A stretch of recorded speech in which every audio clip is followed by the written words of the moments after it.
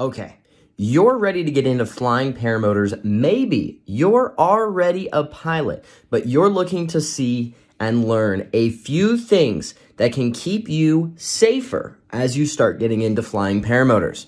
Now, paramotors in general are a fairly safe sport. In fact, I'd go as far to say that you're at higher risk of getting hurt on your way to your airfield than you are actually flying. With that being said, there are 3 things you definitely should consider doing to make flying safer for you.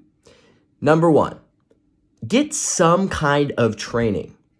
Now, I always suggest that you seek out the highest level of training you possibly can get. With paramotors, it is not like a dirt bike in the sense you can't just go buy one and learn on the dirt trail down the street from you. There are a lot of little things that you might not ever realize unless you have someone who actually knows what they're doing teaching you. Seek out some form of training. It's always going to pay off in the long run. If you think of it, the training can avoid and build your skills to the level where you're not going to be damaging equipment like you would just teaching yourself. Well, over a period of time, those damages are going to cost you more than the training could cost you. Plus, if you don't know how to do it, it's just nowhere near as fun. So seek out some kind of training and don't just go to that random guy down the street who says he can teach you how to do it. Seek an instructor who you can trust, who you see actually doing training, and who you know is going to be able to build your skills. Someone who has years and years of experience, a structure and curriculum teaching students, and someone with a history of success. I mean, that should go without saying. Now, the second thing that people might not realize is be patient. Look, I get it. You want to do those wingovers. They just look so good. And the loop, it's just irresistible. But one big reason that people get hurt is pushing the limits too quickly. I am a victim of this as well. I have crashed pushing the limits. We are all going to encounter a moment where we're pushing the limits that puts us at risk.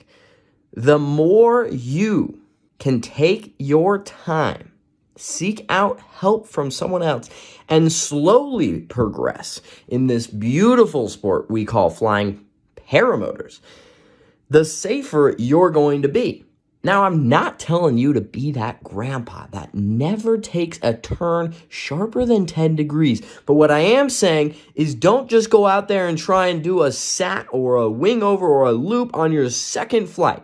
Take your time, slowly progress in skill. I mean, you wouldn't hop into a fighter jet and try and encounter a dogfight on your first day of training. Same thing here. Don't try and push the limits too quickly.